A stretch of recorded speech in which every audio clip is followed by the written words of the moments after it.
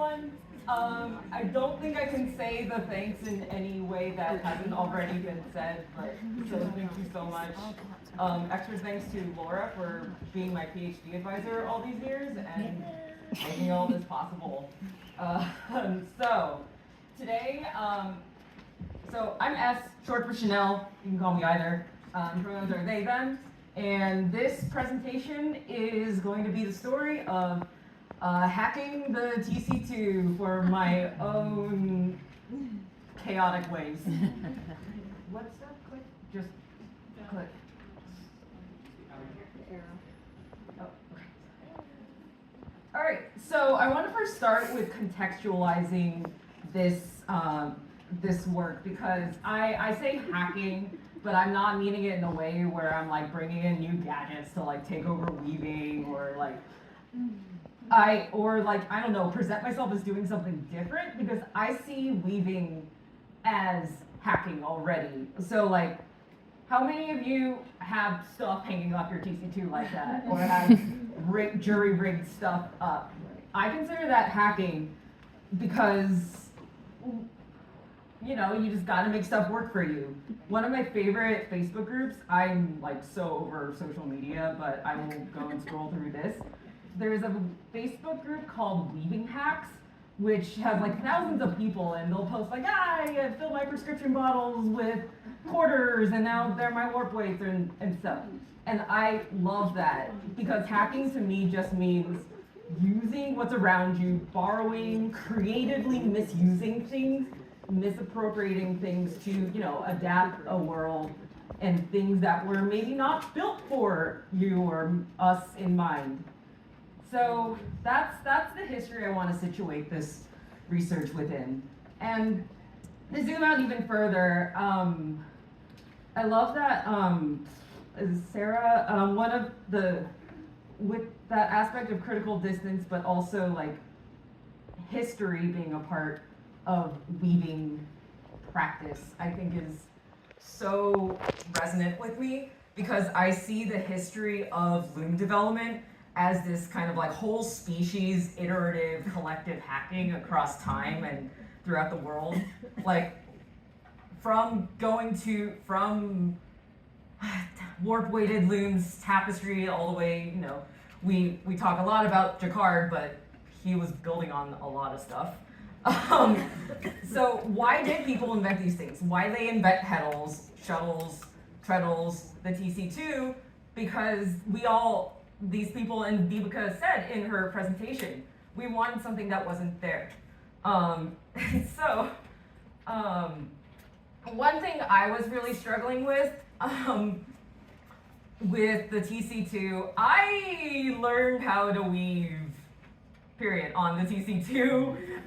Laura threw me in a deep end / I volunteered to jump in, sending me to the Jacquard workshop center to learn how to make drafts on the TC2 and weave, and I ended up getting stuck on, or just fixated on double weave and like why these zigzaggy bitmap images were double weave in Photoshop.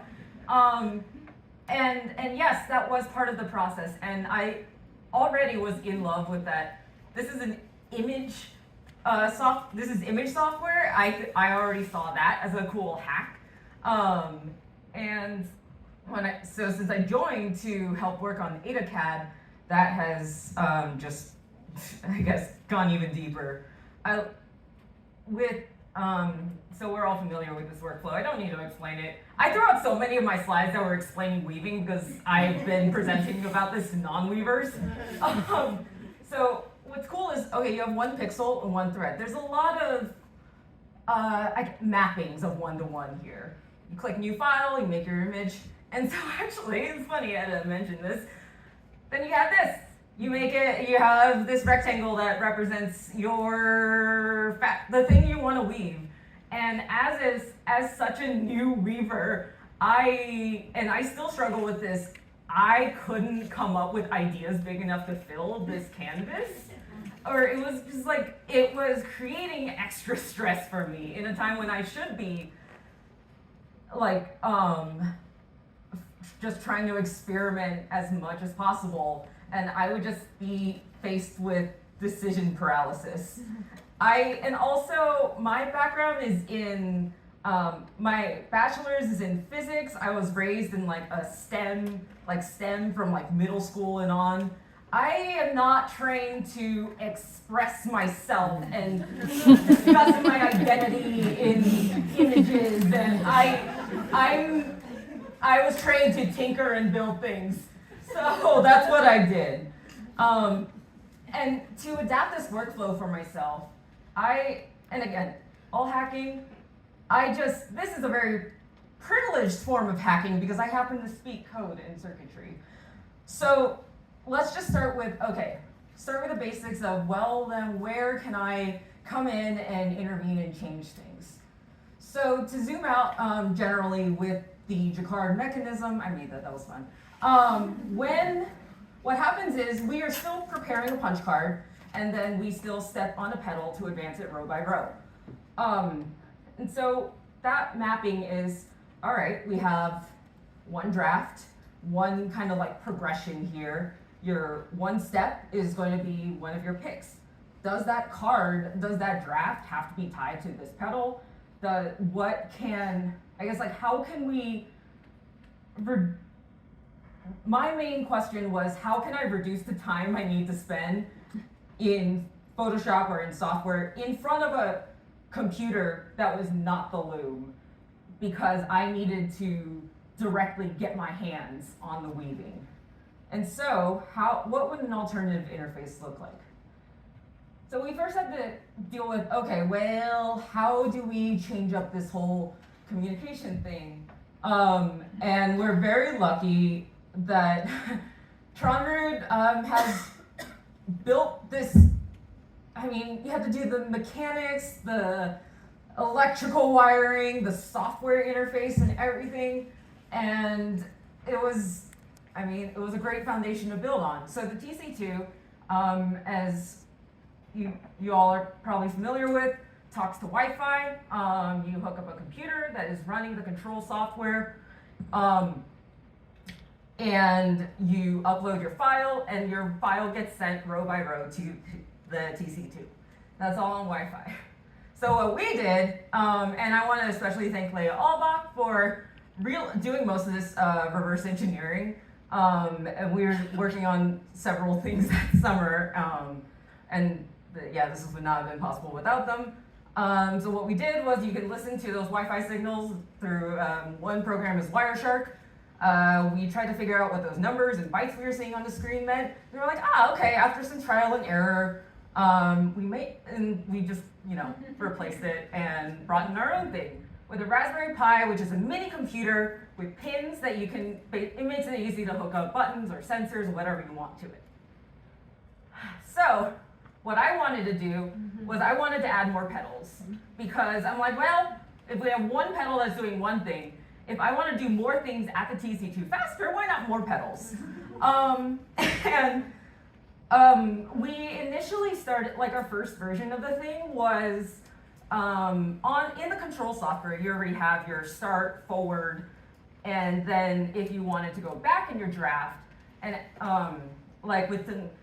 when they said you don't have to progress through a file linearly.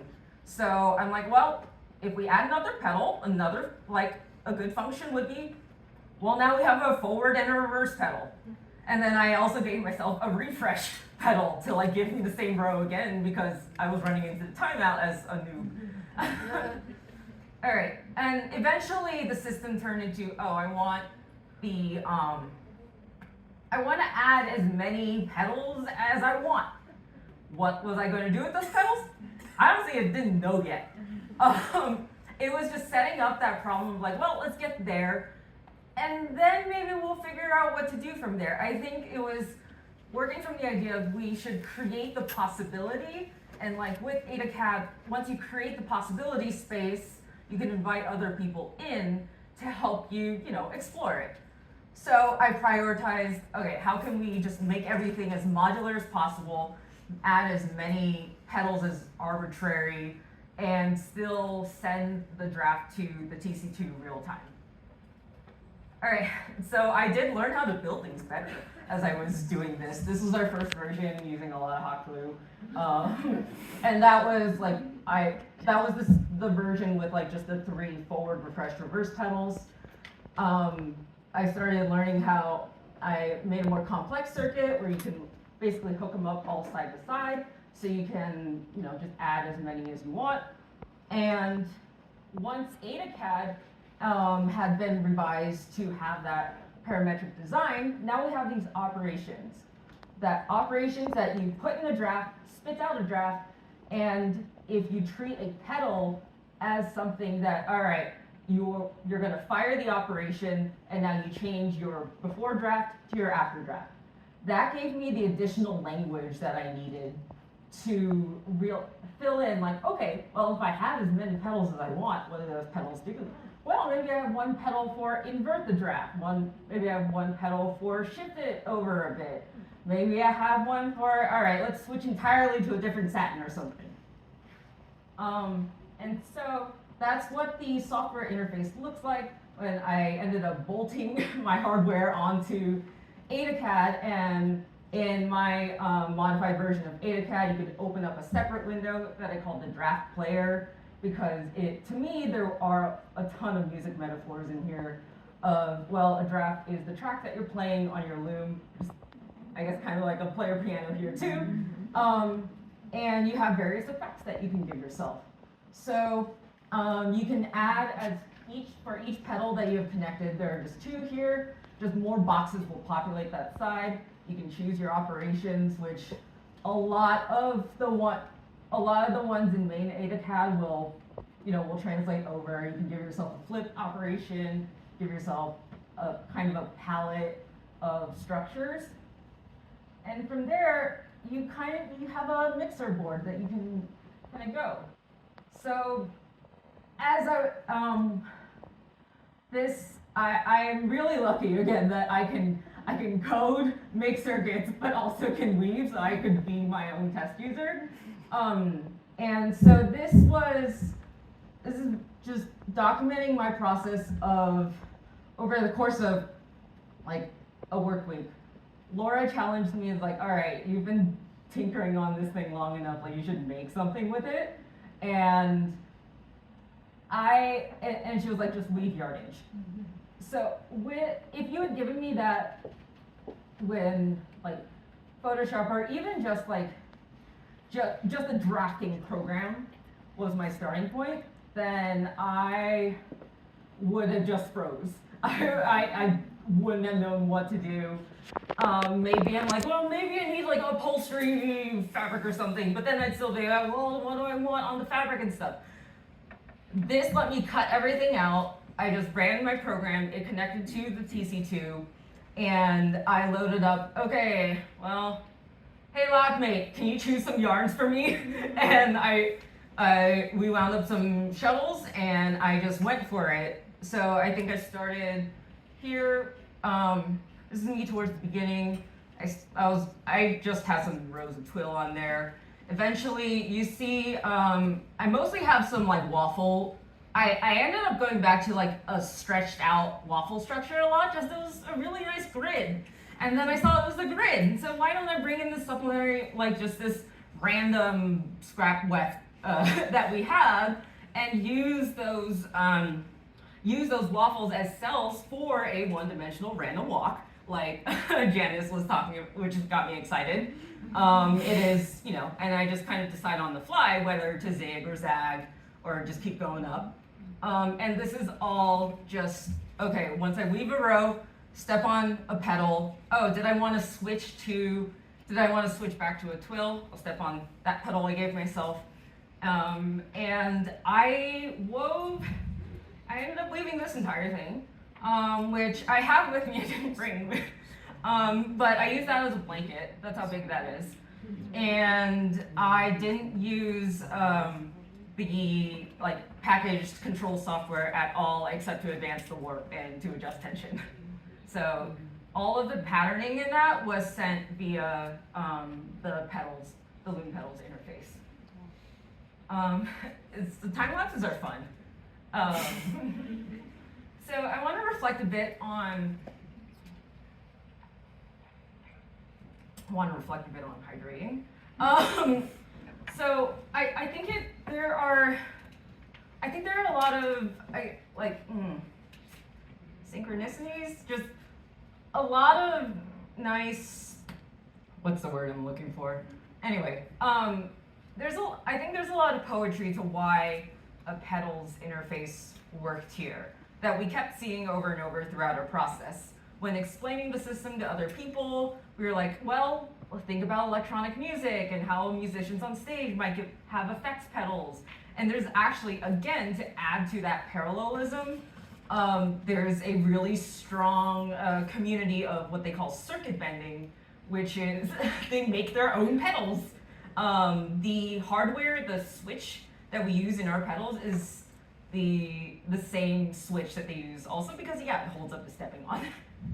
So after you think of music, you also start to think of, well, one, shaft looms, you have treadles, and then there are all these other foot-based interfaces.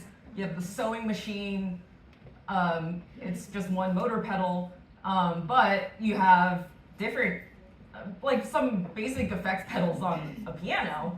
And I just started thinking about why pedals. It frees up our hands to do these various creative activities. It involves more of our body. And I think that really goes hand in hand with that the craft of weaving is a lot about the relationship between a weaver's body and the loom. In fact, when you think of, say, treadles, a treadling is a sequence of steps. It's like a dance, and every loom to me feels like a different dance partner. So where this work is going, when I don't know, I need to figure out where I might have access to a TC2 to keep working on this and to, again, like get ideas from people and maybe build something for you.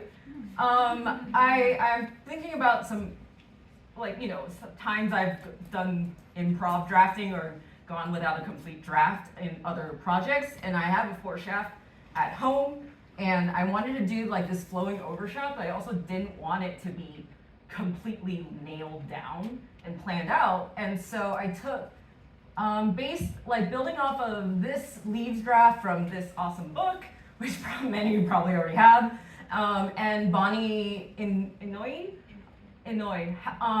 wrote this great weavezine post on flowing curves on a 4-shaft. I ended up creating this vest with this overshot pattern, but what I wanted was I kind of wanted this arbitrary, random, or not quite planned out, the flow to it. What I ended up doing was I coded myself another drafting tool, which was you could type the different blocks of threading, and you can play with this on my website. You could type the different threadings, treadlings, and just kind of see like what curves you would get from the overshot. And I think that really points to, again, why pedals. Maybe part of it is like our monkey brain goes like, all right, one step, simple input gets you this rich, expressive output. And so that's where I'm going with this. And I would love to talk with everyone at some point more about, where this could keep going. How do you design drafts? Like, what is the relationship between you and your loom? What kind of tools would enrich or help you talk with your loom more? Because I also see each input as another part of vocabulary between you and your loom. So yeah, thanks so much for having me and this is your project.